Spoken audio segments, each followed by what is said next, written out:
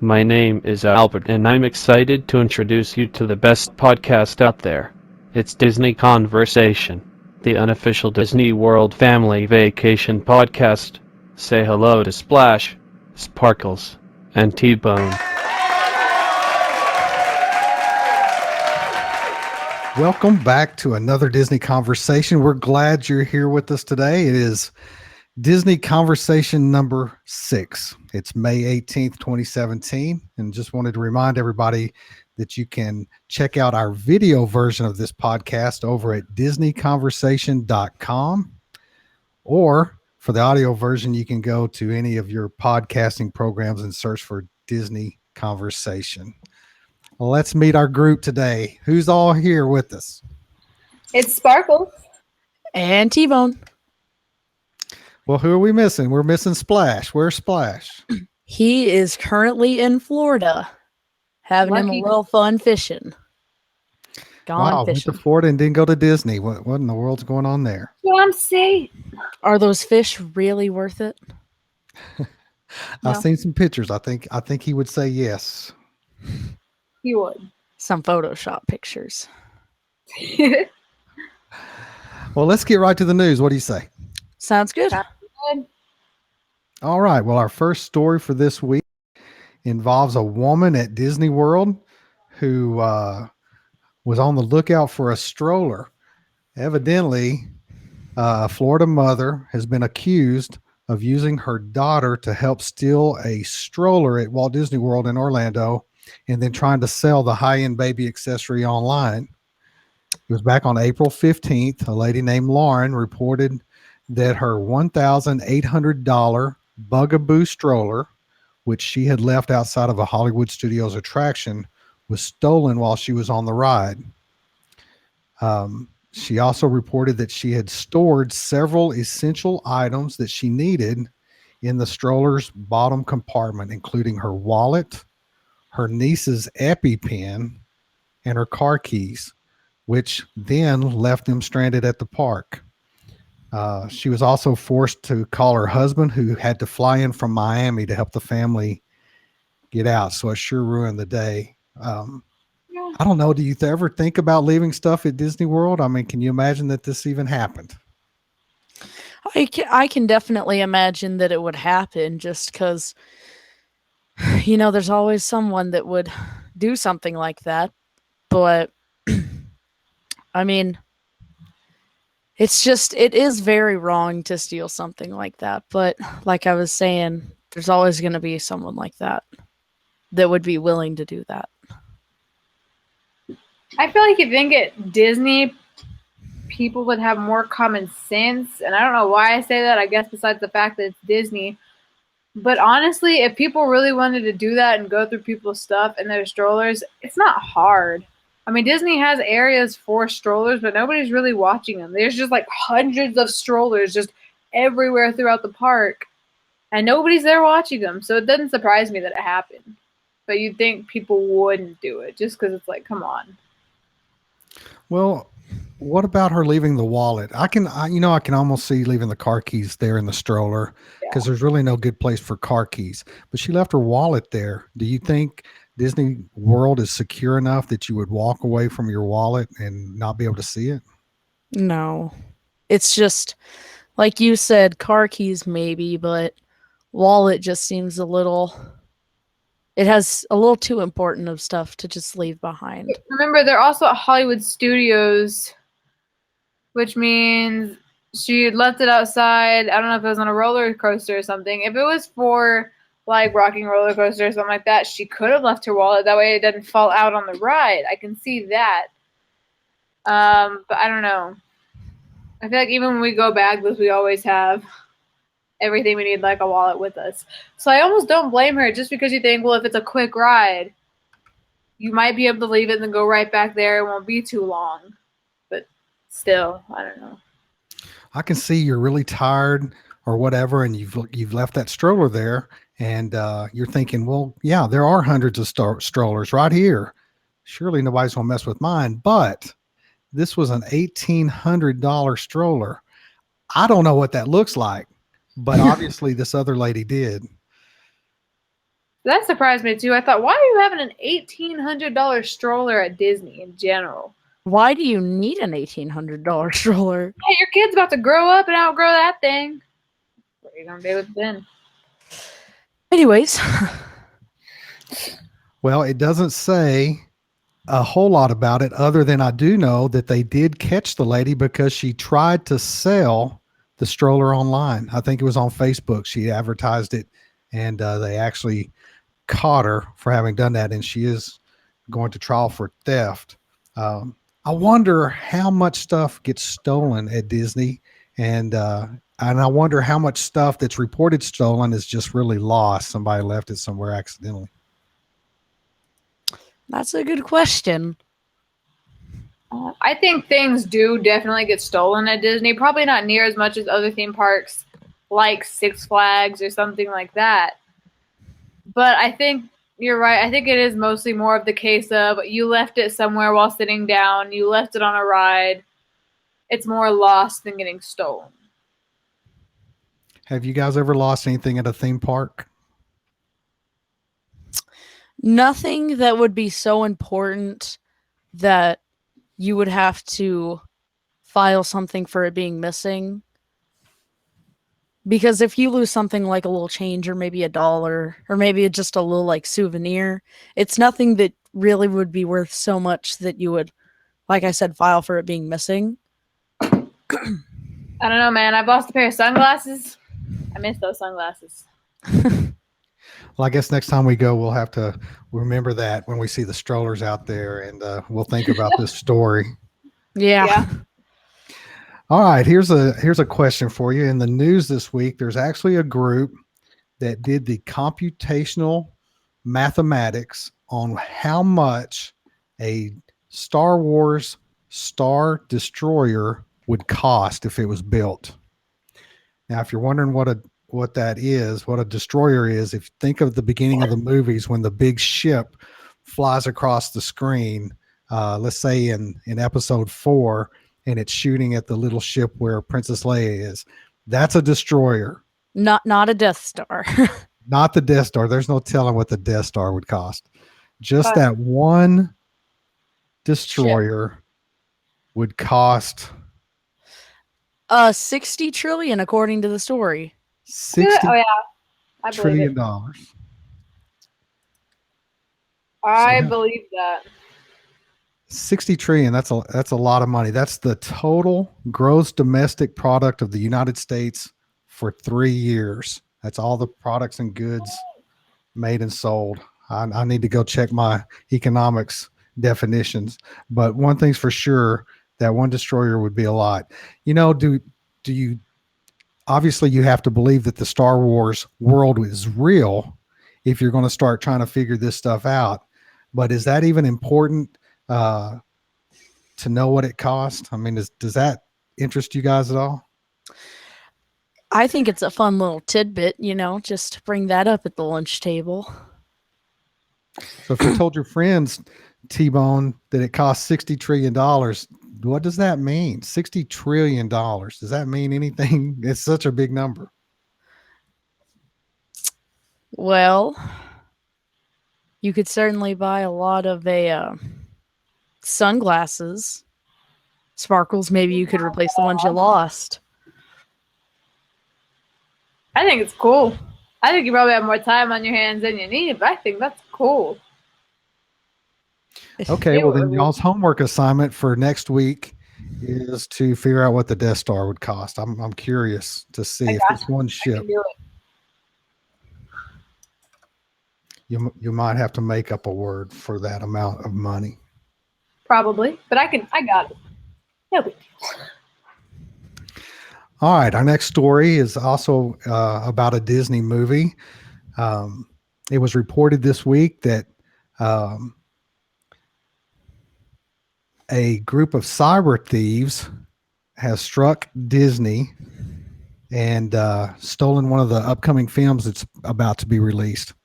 It hasn't been disclosed what film that they stole, but the hackers have announced that they did infiltrate the company's system and stole the film, and they're going to hold it for ransom, meaning if Disney doesn't pay a ransom in Bitcoin to them. They're going to just release the movie online for free for everybody to see.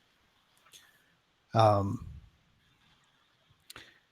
way they're going to do that, according to Bob Iger, is that they're going to leak the first 20 minutes of the film, and then they're going to clip the next 20 minutes until Disney finally pays. Mr. Iger, who runs Disney, says he would not be paying them off. What do you think? I'm just curious. If that film leaked online and everybody in the whole world was able to just see it for free, would you go to the theater to see it at all, or does it not really matter that it was leaked? What do y'all think? Wouldn't like as soon as it were to come up on the internet, would there be a way for Disney to take it down? No. I don't think they've got that much power. I think for more of the really big fans of Pirates of the Caribbean, people would still go see it in theaters. I feel like if it was something like, oh, we haven't really seen these movies, we need to, but we haven't. But we love Star Wars, so I'm kind of almost about to compare it to Star Wars, saying as, let's say someone found the full movie for The Last Jedi, and they said, well, I'd leak it online for everybody to see. I feel like we'd still go see it in theaters, just because that's something. Well, if you have a franchise, you'd go see it in theaters. You can watch it online, but it makes it special. you could do like we do, and if you have something like an Apple TV or anything similar to that, you could just watch it in your living room like a theater experience, which we have been known to do. No, but this is like leaked online. Yeah, you can search online. Anyways, okay, let's get off that. Well, okay, so we drove a long way to see Beauty and the Beast the day before it came out in theaters. We went to a fan preview there in Grapevine, Texas. Y'all remember that, right? Of course. Oh, yeah. Okay, so I remember the next day, Allison said that she had already seen reports online that people had filmed the show we saw, not in that particular theater, but somewhere in the United States, filmed it and then posted it online. Is that right, Allie? Yeah, I saw it wasn't the full movie, but I think it was that night or that next day. I already saw clips of it everywhere, just random little bits of the movie. So I've also heard you guys say that your friends can find websites where they see these new release movies. You know, that's not something I mess with a whole lot. So you're going to have to educate me a little bit. Can you pretty much get a pirated copy of any movie that you want? I believe Sparkles will have to answer that because I believe it is her friends that are educated on And that. it's probably important here, Allie, that you talk about your friends. I know for a fact that you don't do this, so we're not talking about you personally, but tell me about what your friends do. Thanks, guys. They're not awful people, speaking of which, but there are there's a lot of different websites where you go on there and they don't have every movie, but a lot of the new movies they do have on there. They're not a lot of the movies that they have on these websites, I think, are either people filmed it or they are in a different language with subtitles of English. But there are different ways to get movies, like either before they release or right as they release, to see some kind of. It won't be good quality or anything, but you'll be able to see the movie. Well, does that affect at all you seeing movies? I mean, does it matter that they have those copies out there? I'm sure the movie companies, I'm sure, hate that happens. But does it really affect you guys any? Do y'all still see what you want to see and rent what you want to rent, that kind of stuff? Pretty much, yeah. Yeah. Plus, it's easier to just go see it, I think, or rent it, than try to use like one of those websites and then have it be awful quality or something. How's the quality of those? Personally, I've never seen one of those films on a site like that. What's the quality like? Is it any good? From what I've seen of one of my friends, not saying the name, it just depends on how long. If the movie's been out for a really, really long time, a lot of sites like back a really long time ago, those movies will probably be a lot better quality. because they've already come out on DVD, everything.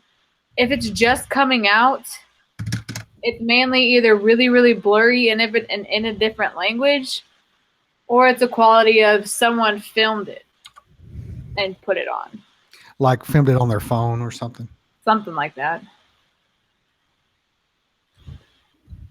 So it's bad. So what I'm hearing you say then is it really doesn't matter that somebody hacked a movie. You know, it also says in the article that I read that it could have been Cars 3. Does Yes. it matter? I mean, if you could see Cars 3 today, it hasn't opened and it was a poor quality. Would you want to spoil seeing it in good quality? Would you watch the pirated version? No. You would rather see the good version first? Yeah, because I think it ruins the experience, especially if it's, cause like I said, a lot of people are looking forward to Cars 3 and this new movie for Pirates of the Caribbean. People are really looking forward to this. I really don't think they'd spoil it and miss the first, like, I think the first time seeing a movie is special, and seeing it in really good quality really means something. I think ruining that kind of feeling by watching it just on a really bad quality screen, all that, yeah, no. Okay, well, it'll be interesting to see if it does come out. Disney has drawn the line in the sand and said they are not going to pay the guys a ransom for that. Yeah. Do they even know if they actually have the movie? I feel like they probably don't even have the movie. Well, I don't know. I think they believe that they do though, It's because kind of quick luck. well, speaking of movies, our next story is a very interesting one that hits kind of close to home. A Texas man is suing his date for texting while they were watching a 3D showing of Guardians of the Galaxy Volume 2 at a local Austin theater. According to local media, a guy named Brandon is asking for $17.31 from a court, which just happened to be the price of his ticket to the movie. He says it was the kind of a first date from heck, he told the paper, saying that about 15 minutes after the movie began, his date, who he met on a dating app called Bumble, started texting.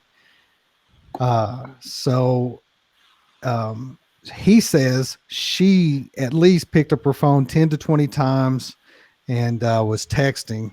And so he's asking a Travis County small claims court for $17.31. About the only other thing I can add is that the lady he's talking about says that she wasn't bothering anybody, that it was only 2 or 3 times, and she was keeping her phone low, wasn't bothering anybody. And she says that she ended up getting up during the movie, walking out and leaving, which also stranded him because she drove them to the movie theater. And so she got up and left. So there's lots of stuff going on here, guys. We've got the whole deal about dating apps and Bumble, and we've got texting during movies, and we've got this whole idea of suing somebody for ruining their movie. Well, let's jump in. What do you think about all that? I think one, if you are going out on a date with someone you met on a thing called Bumble, which I've never heard of, expect it to probably go bad. Just maybe. 2, I almost don't blame him for suing her for the price of the ticket. You probably didn't have to sue her. He probably could have just said, "Give me my money back," instead of taking it to court. But would she, if he demanded it, would she even do it? Maybe she left him. I think I'll just interject here. I believe she said she wasn't going to give him a penny, so he had to go to court to try to get that money. Oh. And it does say somewhere in here, I believe it says that she did drive off, stranding him. So yeah, that's also another not nice thing that he did, or she did. Honestly, I'm almost on the guy's side because it's a 3D Guardians of the Galaxy. Come on. You don't text during that. Okay, let's jump on the texting deal. Is it okay to turn on your phone during a movie? No. Well, It does mention in the previews that if there is an emergency to step outside. I was gonna say it depends on the movie. If it is a movie and like in 3D, like Guardians of the Galaxy or a really big movie that everybody's been looking forward to, you don't text in a movie like that because you're probably gonna get punched. Does it really matter what movie it is in? Yes. Does it matter? So Well, I've seen a video of it was The Force Awakens, and someone was gonna take a picture of the screen of the whole, in a galaxy far, far away. But their flash turned on for like 2 seconds, and the entire theater started screaming at them to turn the phone off and calling them a moron because this was a big deal and everybody's been waiting for this. Oh. Turn your flash off. I'm just So I think saying, it matters. should it matter what movie it's for? So, or should it apply to all movies? Because you're saying for big movies. It should apply to them all, but it sometimes doesn't. Does it bother you if you see somebody in front of you texting? Does it bother you at all? It does bother me, not to a point where it affects movie watching, but it just bothers me because it's something that they know they probably shouldn't be doing, but they continue to do it. That's just something that personally bothers me, and not just in a movie theater, but in all situations. So rule breakers, that's more of a deal for you, Tyler. They're breaking a rule and you're following the rule, so that makes you mad, right? Yeah, basically. Well, it probably does most people too. People are sitting in the theater thinking, I've turned my phone off because they asked me to, and this guy's breaking the rule. Sparkles, what do you think? Does it bother you if someone's texting in front of you? If it's a movie that I've been really hyped up to see, yes. Would you say something to somebody? Wouldn't you guys get up and say, "Hey, turn that off," or would you just? If it was affecting multiple people, if it was only affecting me and not others, then I probably wouldn't. But if it was affecting multiple people, then I probably wouldn't stand up and say anything. And yes, Sparkles, I see you nodding your head, but I know you wouldn't either. Oh, I would. If they had their brightness up really, really high, or if it was something that really was like bugging me, I would tap them like, hey, you need to turn that off.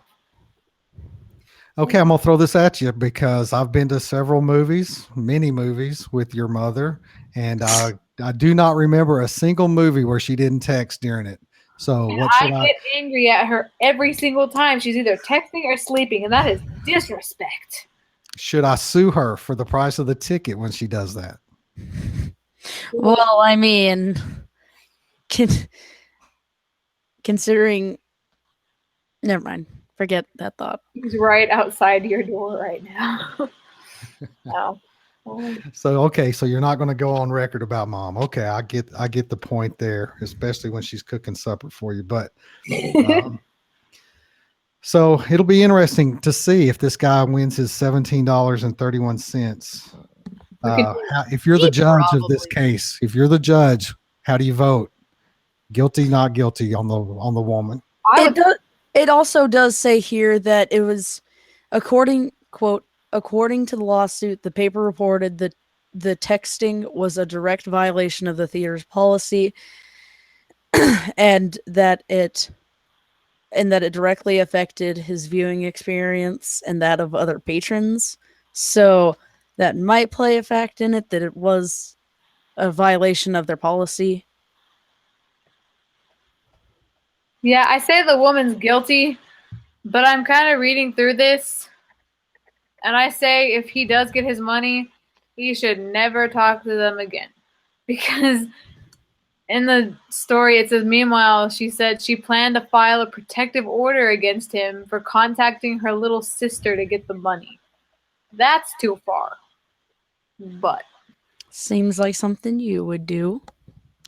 Makes me wonder how much information is on Bumble, or maybe she told him who her little sister was. I don't know. Like, how would he contact her? Hello, first date. Here's my little sister's number in case you need it. So, how did you vote? Who votes for guilty? I would. She's guilty. They can't see you. Raise your hand. Hand raised. T-Bone, how do you vote? I would vote guilty for it. Okay, so she owes him $17 and something cents. Yeah, she does. He can go buy himself a Kit Kat. Heck yeah, he can. All right. Our next conversation is going to come from a story in the Disney Tourist blog, and that's one we seem to go to a lot. It's one of my favorite blogs out there. The Disney Tourist blog.com, I think, is where that is, and they just did a story on high level perks available at Disney World. And it's talking about some things you can do to add on to your experiences there at both the parks and at the resorts. And so there's a list of things here that you might want to try. I thought we would just kind of go through the list and see if anything looks like something we would want to do on our next trip. So one of the first things that they bring up is club level rooms at the different resorts. Club level. Does that, and in general, I thought I would just ask you this. In general, does the resort that you're staying in make a lot of difference to you guys, much less the room at the resort? Honestly, sorry, go ahead. I feel like the room isn't too huge of a problem if you are spending most of your time in the resort. If you plan on spending a lot of time at the resort and in your room, then yes, that can definitely play a part in how much you enjoy your Disney vacation. But if you spend most of your time on most of the days in the park, then it really shouldn't be a problem. Yeah, I gotta agree with T-Bone. We've talked about taking a trip where we do just stay at the hotel for a little bit because we've done the parks a lot. What if we just go explore the hotel we're at? That makes a difference. But if it is more just like a normal trip where you're going to the parks and everything, I think the hotel definitely adds to your experience. But I think no matter where you go, it's going to be good. So. Okay, and you're right. We spent probably very little time in the room most trips, so it probably wouldn't make that much difference. The next item that they list is the Grand One Yacht. It's at the Grand Floridian, and this is the flagship watercraft of Walt Disney World. It's a 52-foot Sea Ray yacht with space for 18 guests, and you can rent it on an hourly basis and cruise around the lakes around Magic Kingdom and stuff. You can even eat and dine on the boat, that kind of stuff. It does cost about $600 an hour. So what do you think? Would you find that interesting to sail around the lakes there in a big yacht? I would. I think if it were $600 for more than an hour, I definitely love to. Because if you could be out there for hour, like a couple hours, $600 every few hours, I think that'd be really, really cool. Because the lakes, like the lake that's there that you could sail around in, is so pretty, and then you could it's all just really pretty. So I think it'd be worth it. But an hour is not that long to see much. Yeah, it says at the beginning of the article, if money is no issue or you just want to treat yourself, then I definitely think if you have money to burn, $600 is not that high of an asking price. But for the average Disney World, Average Joe. for the average Joe, I don't think it's worth $600 for an hour. Because 2 hours, that'd be $1,200. Multiplication.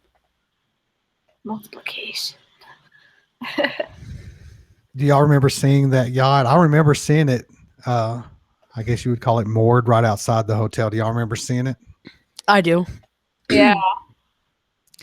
I can't imagine that you would go very fast around those lakes, That's what I thought for just an hour. That's not, you can't get very far at all.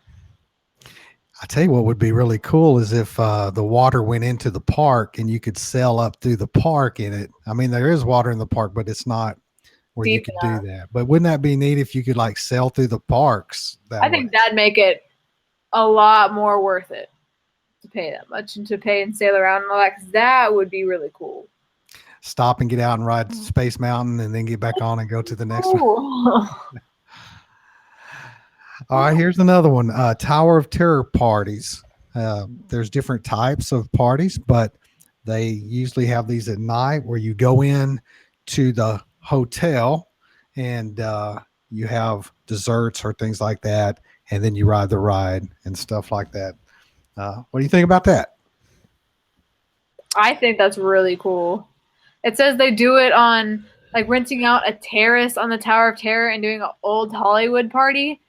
That sounds so cool. I mean, that'd be a really cool party to be able to do. Oh my gosh. And if it's Disney, the food's going to be fantastic. Everything's just going to be great.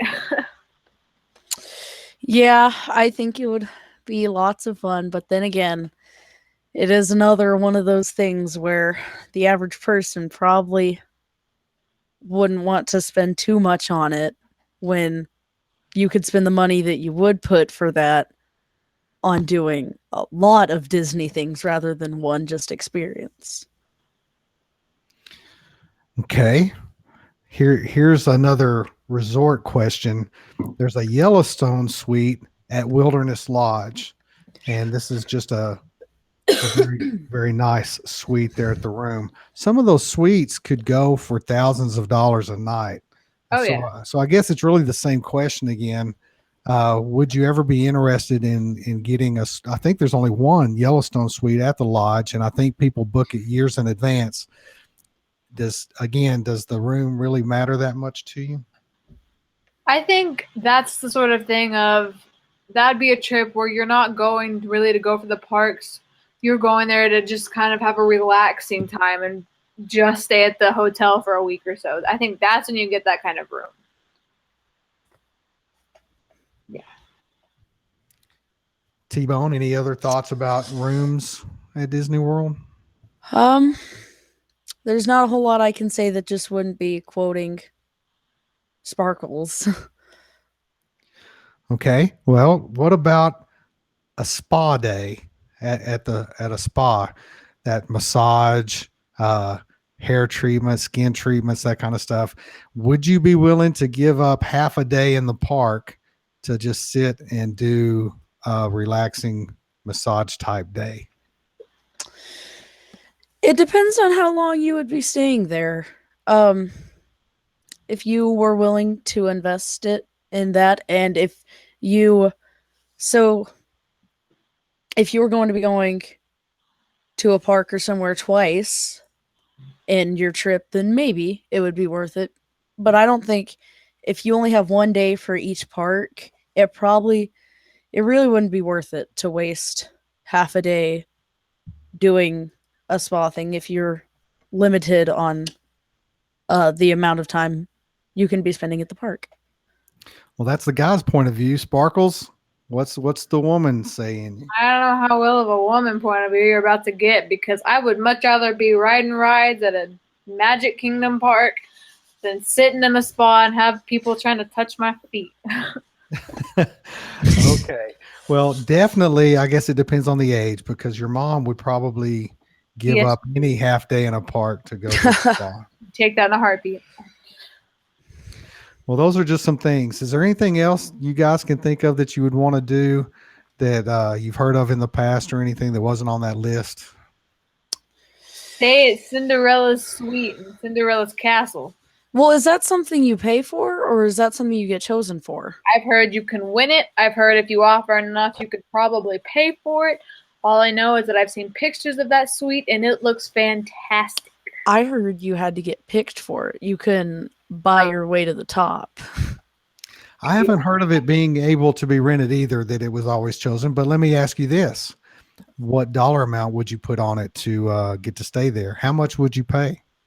Well, you could get a really good Polynesian or Grand Floridian for probably less than it would take to bid for the Cinderella suite. I honestly know. I think you could pay for a really, really, really good room at a Grand Floridian or Polynesian, And that'd still just be a little bit of what you'd probably have to pay to get in that suite because so many people want to be able to stay there. And would it be renting it out for a day? People that do win it, is it a day thing or? I think it is one day. Oh, okay. Then it's like paying $600 an hour to go on that yacht. Pretty much. It's not worth it. How would you feel if somebody walked up to you in the morning when you enter the Magic Kingdom and they say, "Hey, what room are you in? We're going to go get your stuff and bring you over to the Cinderella suite." How happy would you be? I would say thank you, and I would go to that suite. I'd say thank you. All right. Well, that gives us something to look forward to, I'll maybe. take it. Go get my bags. All right. Our last story involves Pandora, which is opening here in about a week at Animal Kingdom. Oh, wow. Didn't realize it was that And close. Excited. It has to do with dining there, and they're going to do something a little different in the new Pandora land, and it's called mobile order for dining, and it's going to be available at the Satuli Canteen restaurant on opening day, which is May 27th, 2017. But it does say that afterwards it's going to expand to Pizza Fari, the Flame Tree Barbecue, and Restaurantosaurus during the summertime. So mobile order, what is it? Well, let's say we're in line to go on a ride. You take out your phone, you place an order, you pay for the order on the phone, and then you go do whatever you're going to do. When you get to the restaurant, as you walk in the door, you pull out the app and you press a button on there that says "I am here." And as soon as they get that, the order goes straight in to be fixed up for you. What do you think? It sounds an awful lot like Be Our Guest at lunch. Yeah, it does. Would it be a paid for service or is it just something anyone could do? It's anybody with the app. So I feel like so many people would start to order online, like you said, be in the line for a ride, that it would kill the point of actually having waiting lines. Well, I think that all depends on, sorry, I was going to say, I think it depends on, they don't start fixing your food before you get there, right? Right. They wait till you press the button that "I am here," and then the order goes straight in. You don't have to stand in an order line. Right. It's kind of like it Be Our Guest. You would walk in, maybe even sit down, and then the food would be ready. And I guess they notify you that it would be ready. Right. Okay. I think. Okay. I thought you meant the second you placed the order, no, it would start to be cooked. And I was thinking, that's probably not a good idea. I think it works. And we've eaten at Pizza Fari, Flame Tree, and I started at this one. I think it would work. It almost reminds me of Chipotle. I don't know, and all the other restaurants that do this. But there might be one small flaw when it comes to waiting lines, like T-Bone said. It could mess that up, but I really think if they're waiting in line and everything, if you see nobody there, that almost might help it. Just because so many people go ahead and place it there, you can just walk right in and go do it. But there's also a flaw of people could press "I'm here" and not actually be there. That way they might be a few minutes out, but they could just say they're here. That way they get their food faster. Now, Disney's Magic Bands might be able to help that, but I don't know by how much, because it could be close enough that they could count it. But really, they're just a few minutes out, and it gets there to them pretty much as soon as they get there. That's a great point, Sparkles. It's that I'm curious now to know what they're going to do about that, because surely they've thought about that. Yeah. Just kind of hide your magic band right next to the restaurant. Leave their magic band like under a table or something. I'm here. I thought you meant like bury okay. Now you've got the whole thing. That's like leaving your stroller out there, and now you're going to get your magic band stolen. They're going to take your food. In a bush. I thought you meant like bury it in a pile of dirt or something. And then go ride the ride. Press "I'm ready" and go back. Get your magic band out the No, you can go ride a ride. No, okay, God. Disney will probably be wondering why they're in a bush, but that's fine. Why are you in a bush? Well, one thing's for sure, I can't wait to try it out. Oh, yeah. Here's your burger, Mr. Bush. Well, guys, that's another Disney conversation. Thank you. Thank you. Thanks for conversing with us. Let's remind everybody you can see a video version of this podcast by going to disneyconversation.com. Or, of course, if you're seeing us there and you want an audio only version, just go to your podcast program and search for Disney Conversation. Guys, we're going to quadruple your pay next week, so I hope you look forward to that. 0 times 3 is still 0. Quadruple is 4. I guess maybe we can talk about the fishing trip a little bit next week and see how the Florida Miss. fishing went for Splash. Yeah. Main thing is I hope you guys have a good week, a good Disney week, and we will see you next time. You too. Bye. Bye.